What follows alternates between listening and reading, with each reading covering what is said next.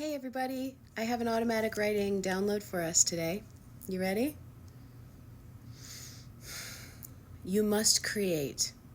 What can you bake, paint, sing, write? How can you share it with others? Have hope that while the chaos is in your face, there is no shame in turning away for a time to nourish your life. Connect with your people in hands holding hands, in excitement as you vision together ways to share and support each other. Do the work in your hearts and minds to clear old wounds so that your work is clear and of service to the whole. This is the part we have told you was coming, the truth revealed, the time for unraveling, the time for the people to reweave the new. This is the time for balance and to be of good cheer in the creation of the new ways. Turn away from the darkness that lies and tells you that you can do nothing. The awakening is now. The awakening is unstoppable. You are here to create yourself, your life, your communities in the new ways.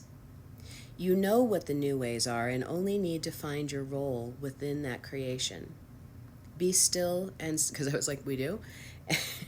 And Spirit said, be still and silent with us, and we will tell you what you told us you would do before you went to earth. Do not figure it out. Ask and receive.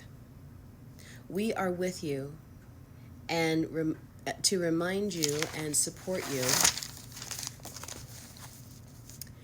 The dark is a fog in a room in a house, and if you leave the room and go into the kitchen, you will see the ingredients are all there that you need to make your own wonderful nourishment for yourself and the world.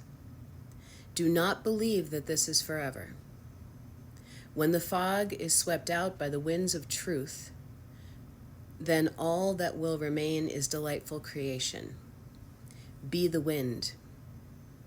The truth is, this is temporary, and justice and love and human family will triumph. While the tower crumbles, already be building the new castle with rooms for everyone, not distracted from your work by the sounds of bricks falling. Get to work. It's okay to turn away. Don't just constantly be observing the tower falling. You have work to do. What are you building?